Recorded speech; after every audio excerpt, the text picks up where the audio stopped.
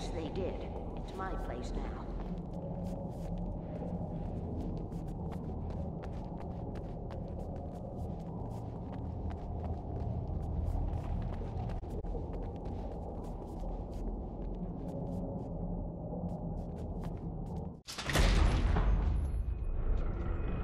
Take it, and I won't need to worry about the room anymore, because 6 and 33 and 118 need changing soon, and I don't want to climb up the ladder to change them because it's very late, and I'm tired.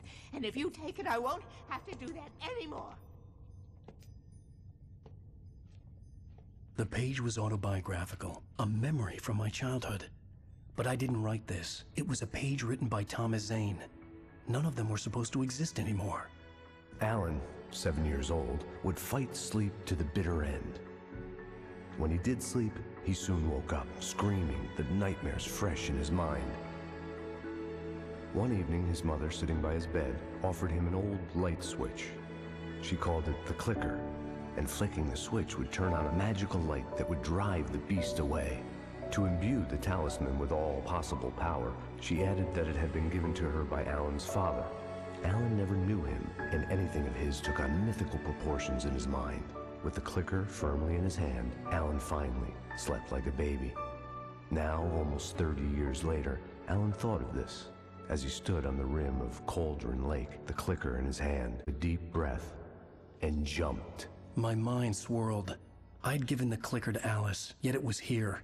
Zane had written it into existence, in a story I had written. I can get to her now. I can finish this.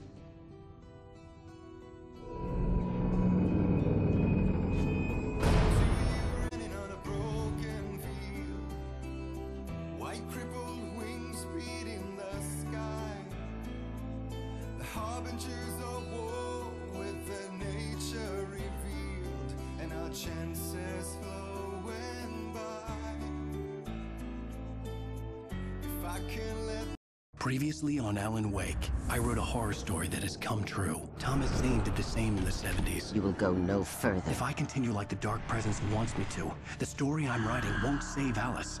It's a horror story. No one will survive. You knew Zane! Thomas Zane! You're the Lady of the Light in the song! He left something behind to help me. The clicker. Alan thought of this as he stood on the rim of Cauldron Lake, the clicker in his hand. He took a deep breath and jumped. I can get to her now. I can finish this.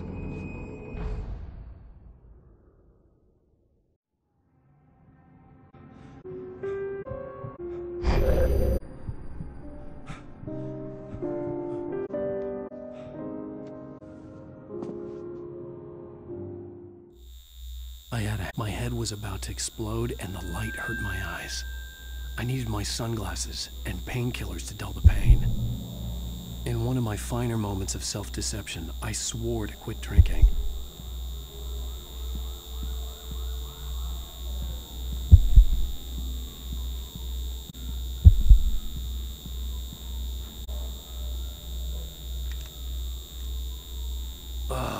The sunglasses made the world look bearable. Now I could keep my eyes open without feeling like a vampire in the sun.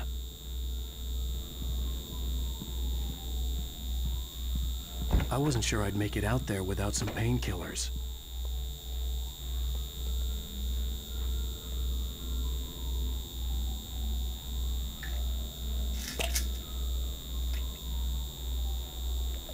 The pills worked fast. The prospect of being awake started to seem bearable again.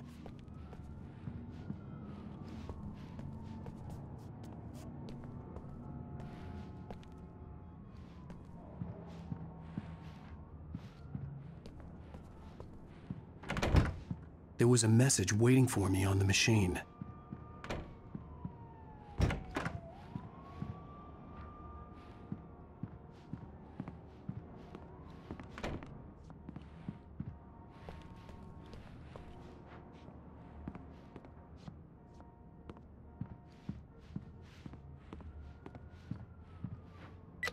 You have one new message. Al! Are you still asleep? Wakey, wakey! You should have your show on your TiVo. If Alice wasn't too mad to record it. Yeah, she called me earlier and really chewed me out. Yeah, we went a little overboard last night. But parties are a part of this business. Al, look, I'm saying this as your friend. She's not doing your career any favors by trying to run your life like that, okay? I'll talk to you later, Al. Watch the show!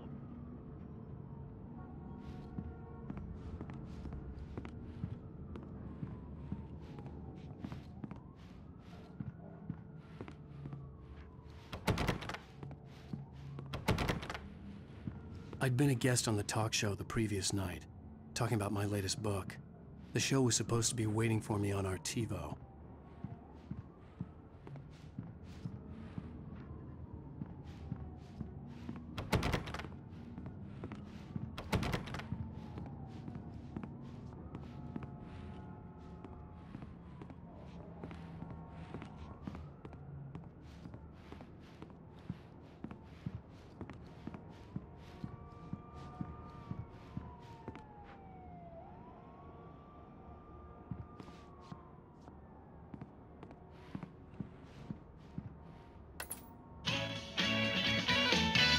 Ladies and gentlemen, welcome back to the Harry Garrett Show. Thank you. Thank you, everybody. We have a great show tonight. I've been talking with the best-selling author, Alan Wake's book, The Sudden Stop. Yeah, good read. Go buy it. No, it is a good read. Look, I'm gonna be honest here. Is that wise? No, but I'm gonna do it anyway. I got people who give me the lowdown on books. I'm a busy guy. But this one, I actually read from cover to cover. I mean, I'm a big fan. Wow, thanks. Now, this might be a spoiler for those who haven't read the book yet. Based on the sales figures, the 2 people out there who haven't read the book yet. But this last book is all about the death of the main character, the hard-boiled New York detective, Alex Casey. Now, there's been a lot of outrage about this. Why the hell did you kill Casey? What the hell were you thinking, man? Dead riddance. No, seriously though. 7 years and 6 books is a long time. He was a gloomy guy to spend all your working hours with, and it was a good run. But it's time to explore new things. My next book will be a departure from the old for me. You selfish bastard, always thinking of yourself. Well, you've certainly given us a lot of entertainment over the years. And now that you mention it, Casey was a gloomy guy. Never had much luck with his love life with the ladies. Was that autobiographical in any way? Yeah, no kidding. Casey's lady friends tended to die on him. With Casey, it was all about his pain. No, nothing autobiographical about that. I'm a happily married man. My wife is my muse. Well, congratulations. That's great to hear. So, how's the publicity tour been treating you? Great. But I gotta say, I'm glad Well, you've he's certainly back been on home the in New news York. a lot lately. Lots of parties and, you got into a fight with some paparazzi. Oh, man. Well, that guy was really in my face. I lost my temper. I know that wasn't cool. You are famous for that temper. Well, I did also write several books. Well, your latest novel is called The Sudden Stop, and it's in bookstores now. Go get it. That means the 2 of you out there who haven't bought it yet. Ladies and gentlemen, that's all we have for you tonight. I want to thank all our guests for the evening. Alan Wake, Sam Lake. Once more, do the face for a Sam. There it is. And our musical guests, Poets of the Fall. Thank you, and good night. At least I'd been funny. I told myself I could live with that. I didn't say anything stupid if that's what you want to know. Are you going to start with me about drinking now? You know what? I should have followed her advice, but suddenly I was angry, mostly at myself, and she was there, a convenient victim.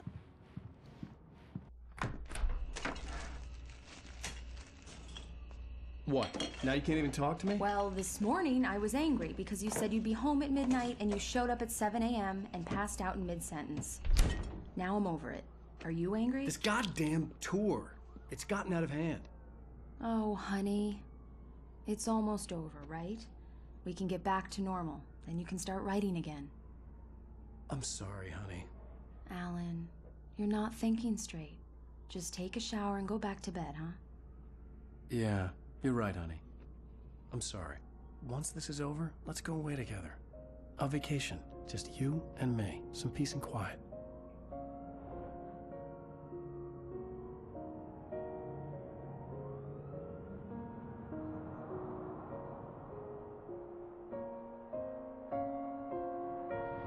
Somehow, the clicker was the key to the cabin. I had to return to Cauldron Lake to save Alice.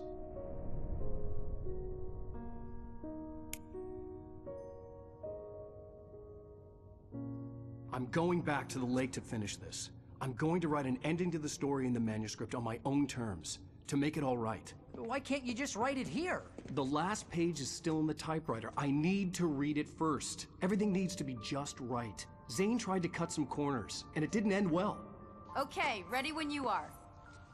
I'm sorry, Sarah, but I need to take her. Close the door when I leave.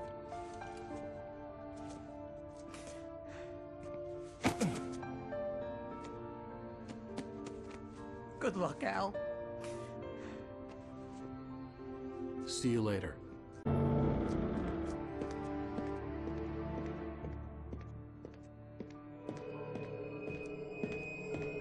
When I got out, it was warm and sunny.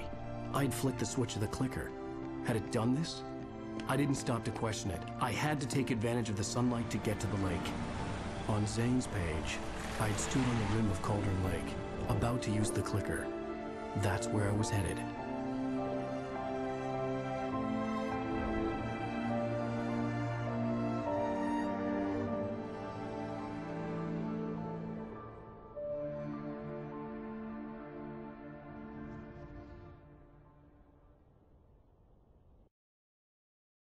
Alone, in daylight, surrounded by the beauty of the Pacific Northwest landscape, it was hard not to let doubt creep in one last time.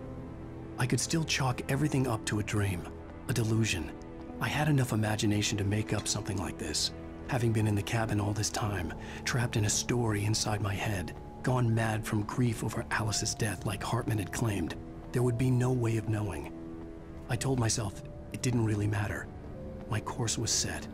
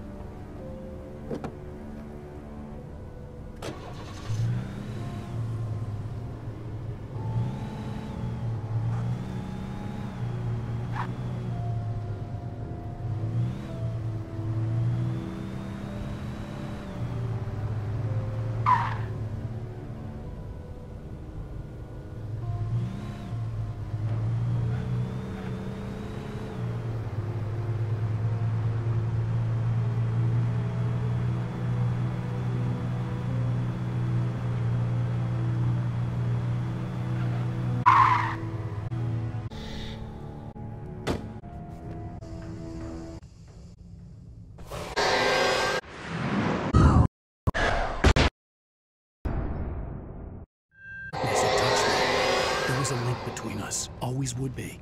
I could feel its presence again, getting closer.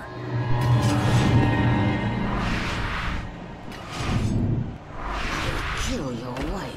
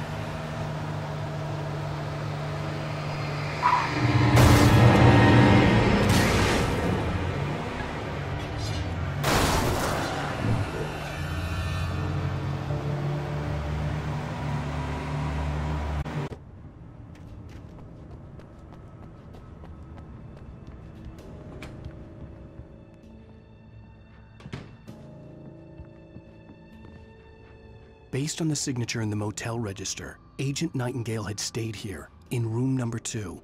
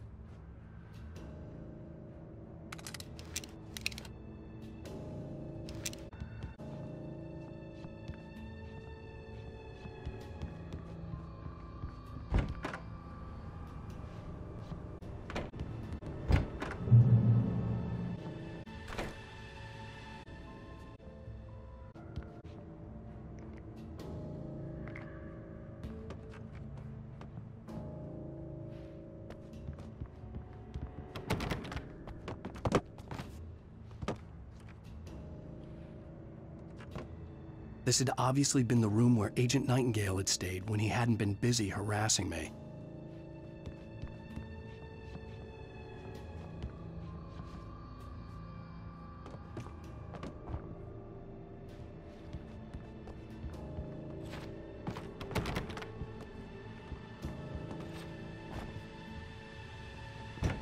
Look after yourself and your cause!